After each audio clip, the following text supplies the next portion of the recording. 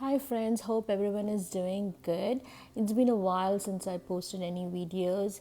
Um, there has been few reasons for it. Unfortunately, this year hasn't been good for me. Many things happened and I'm just kind of recovering from it. Anyways, this year has been very hot. As you know, Texas was badly hit by a heat wave and we pretty much had more than 100 to 103 degrees Fahrenheit almost throughout this summer. So it's a bad news for gardeners like me. We haven't received any rain in almost 2 to 3 months. So as you can see here, the plants have not done well this year and we haven't got much of a yield from it. Only thing that we have this year that kind of gave us reasonably good amount of yield is moringa or drumstick, as well as lady's finger or okra. And we got one humongous kumblanya and lots of moringa. So today I'm going to make one of my most favorite combination, that is sambar and fish fry. So to begin with, here in a pressure cooker, I have added about 1 cup of tur dal or sambar dal, into which I have added about 2 cups of water, and then any vegetable you can add. Of course, we are going to use a drumstick, but along with that, as you can see in the pressure cooker, I have added some frozen eggplant or brinjal that I had, and then I have here the drumstick, tomato, some shallot and garlic. The first step is add about half spoon of turmeric as well as enough amount of salt to the pressure cooker and few drops of oil. It will help to prevent spillage of dal all over your cooker and also will prevent blockage of the vent. To this also I'm going to add about 2 to 3 shallots as well as 2 to 3 garlic, and I'm going to cook it separately, and in the end I will add the drumstick and the tomatoes, otherwise it will be completely mashed if I put it in the cooker. And as you can see here, these are the ingredients that you will need for making sambar powder. I prefer making my own sambar powder rather than store bought. So here are the ingredients. This is about 1 cup of dry coriander seeds. Here also I've taken about 10 to 12 red chili. You can increase the amount of red chili if you want. I don't like it to be too hot, that's why I'm going to add 1 spoon of red chili powder in the end. Along with this, I have also taken here 1 tablespoon of chana dal, 1 tablespoon of tur dal, 1 tablespoon of urad dal or the dal that you use for dosa, and then 1 tablespoon of rice.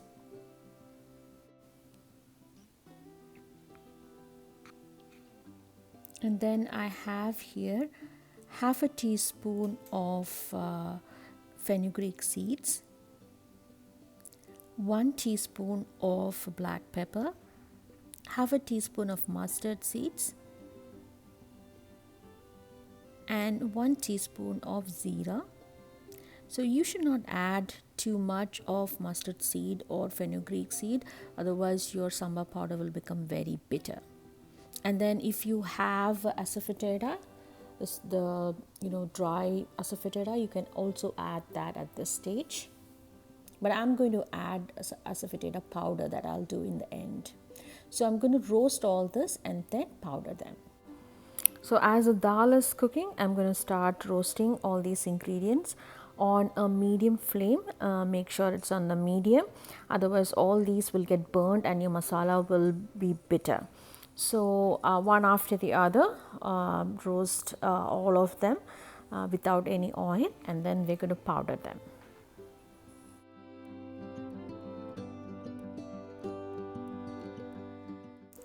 Here you can see into the hot coriander seeds I have added about 1 teaspoon of Kashmiri chili powder, This will give a good color to the sambar powder.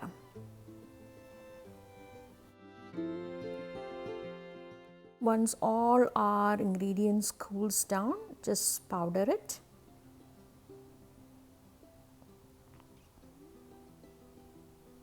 And then put it on a plate or a flat surface and allow it to cool down.